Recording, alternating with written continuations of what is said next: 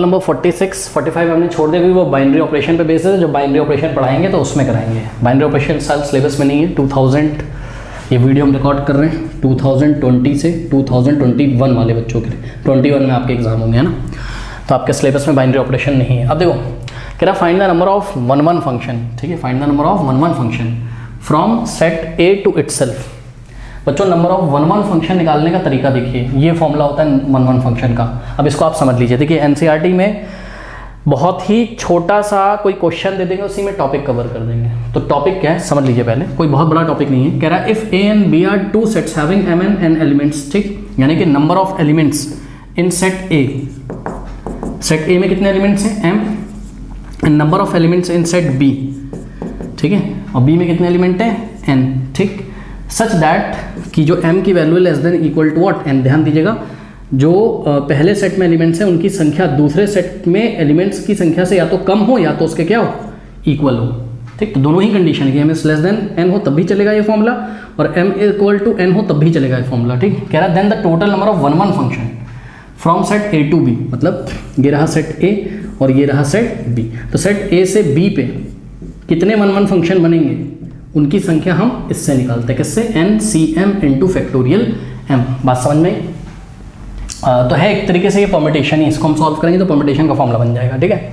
अब हम आपको यहाँ पे अप्लाई करके दिखाते हैं। देखिए कह रहा है कि find the total number of 1 1, हम फील भी आपको कराएंगे कि क्या कहना चाहते हैं वो क्वेश्चन में। Find the number of all 1 1 function from set A to itself, मतलब क्या कि ये रहा पहला सेट भी ए है और दूसरा सेट भी ए है, तो सेट ए का ए के साथ, मतलब सेट ए का ए के साथ कितने 1 1 फंक्शन बन सकते हैं ये हमको बताना है। तो आंसर है 6 बन सकते हैं। अभी मैं आपको करके दिखा रहा हूं कैसे 6 बन सकते हैं और फील भी कराऊंगा। उसके लिए पहले मैं यहां पर कुछ डायग्राम बना लेता हूं, ठीक, 1 2 3 और 3 ऐसे और बनेंगे डायग्राम।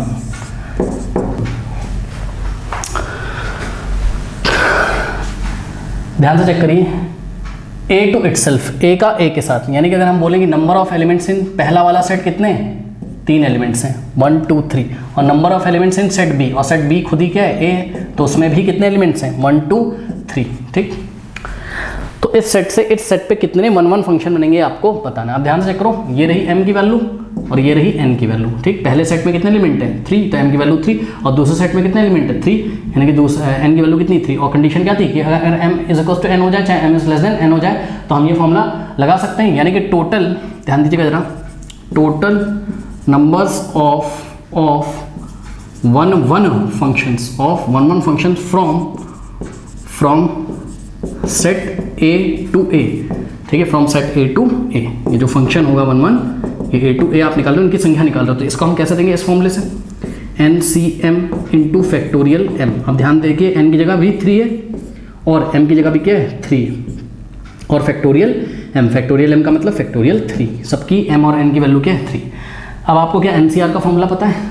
एन सी आर क्या होता था, N factorial upon N minus R factorial into R factorial, यही होता था। तो इसी तरीके से एन सी आर तो क्या हो जाएगा ये 3 factorial upon 3 minus 3 factorial into 3 factorial और इंटू यहाँ पे 3 फैक्टोरियल है, ठीक। अब देखिए ये 3 फैक्टोरियल से 3 फैक्टोरियल कट जाएगा, और आपको वैसे भी पता होना चाहिए क्या कि 3c3 कितना होता है 1 ही होता है, तो इसकी वैल्यू 1 हो जाएगी। आप चेक कर लोगे कि 3 माइनस 3 0 0 फैक्टोरियल कितना होता है 1, तो इस पूरे की वैल्यू 1 हो गई इंटू 3 फैक्टोरियल, ठीक। अब देखो 1 इंटू 3 फैक्टोरियल का मतलब पता है आपको 3 इंटू 2 इंटू 1, 3 इंटू 2 इंटू 1, तो आंसर क्या आ गया 6, यानी कि टोटल ए से ए पे मैप करने वाले टोटल 6 1 1 फंक्शन होंगे, ठीक है। आइए आपको फील कराते हैं, आपका आंसर भी आ गया, कहानी खत्म हो गई यहाँ पे, ठीक है। बट आइए आपको फील कराते हैं। देखो 1 1 मतलब 1 1 फंक्शन का मतलब क्या है कि हर एक एलिमेंट के लिए दूसरे सेट में एक ही इमेज होनी चाहिए, यानी कि एक एलिमेंट एक से मैप होना चाहिए। तो पहले 1 को आप मैप कराओ 1 से, फिर अगले में आप 1 को कराओ 2 से, फिर अगले में आप कराओ 1 को 3 से, इसी तरीके से फिर आप 2 को कराओ 1 से, नहीं अब कुछ काम करते हैं, एक मिनट देखो जरा, यहाँ पे अब हम 2 को 2 से करा लेते हैं, 3 को 3 से। अब यहाँ पे देखो 2 को हमने 1 से कराया और 3 को हमने 3 से कराया, फिर अगले में हम आए, हमने 2 को 1 से करा दिया और 3 को हमने 2 से करा दिया, ठीक, ये बात हो गई। अब देखो 2 1 से हो चुका है, क्या 2 2 से हो चुका है? हाँ, अब 2 को 3 से फिक्स कर दो, पहले 2 को 3 से फिक्स कर दिया, ठीक, और यहाँ भी 2 को 3 से फिक्स कर दो, और यहाँ भी 2 को 3 से फिक्स कर दो, ठीक। अब मैपिंग करो जरा, मान लो हमने यहाँ 1 को 1 से मैप कराया और 3 को 2 से मैप कराया, तो चेक करो ये मैच तो नहीं कर रहा कहीं, 1 1 से, 2 3 से और 3 2 से, 2 3 से तो कहीं नहीं है, बिल्कुल नहीं है, ठीक। अब यहाँ पे आ जाओ, ठीक, तो यहाँ पे क्या होगा, 2 3 से मैप हो गया, अब 3 मान लो 1 से हो गया और 1 2 से हो गया, तो ऐसा तो नहीं कहीं 3 1 से कर रहा हो, देखो जरा 3 1 से अभी तक तो नहीं कर रहा था, हाँ ठीक है, बिल्कुल सही है, ठीक। अब यहाँ पे हम क्या करेंगे, 3 को हमने किससे करा दिया यहाँ पे, 2 से, और 1 को 1 से, ऐसा तो नहीं कहीं 1 1 से कर रहा हो, 3 2 से कर रहा हो, 1 1 से कर रहा है, 3 2 से कर रहा है, तो ये तो मैच कर रहा है, ठीक है। तो हम यहाँ पे क्या चेंज कर सकते हैं कि हमने यहाँ पे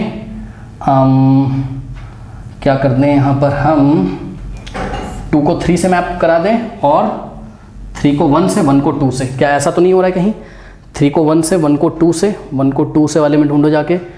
ये सब आपको करना नहीं है, बस मैं आपको फील करा रहा हूँ, ठीक है। 1 को 2 से, 1 को 2 से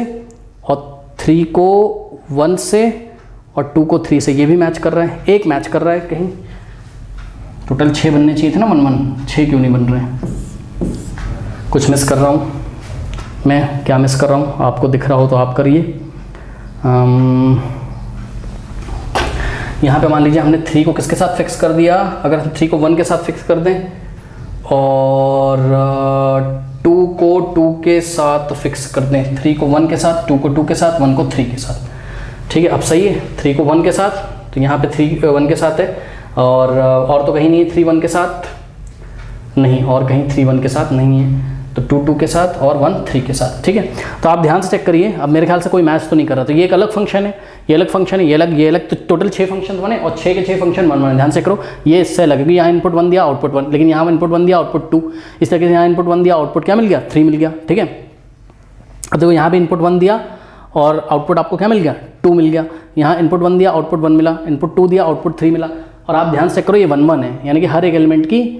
एक एलिमेंट एक से ही मैप कर रहा है, तो टोटल कितने 1 1 फंक्शन बने, सेट ए से ए पे टोटल 6 1 1 फंक्शन बने। तो क्या ये आपको एग्जाम में बना के दिखाना है, जवाब है नहीं है, तो मैं आपको फील करा रहा था क्वेश्चन क्या कहना चाहता है, ठीक। तो हमेशा याद रखिएगा, ये तो इत्तेफाक की बात थी, अगर आपको यहाँ पे सेट ए दिया हुआ है, ठीक, अगर वो आपको सेट ए में दे देते लेट अस से 1 2 3,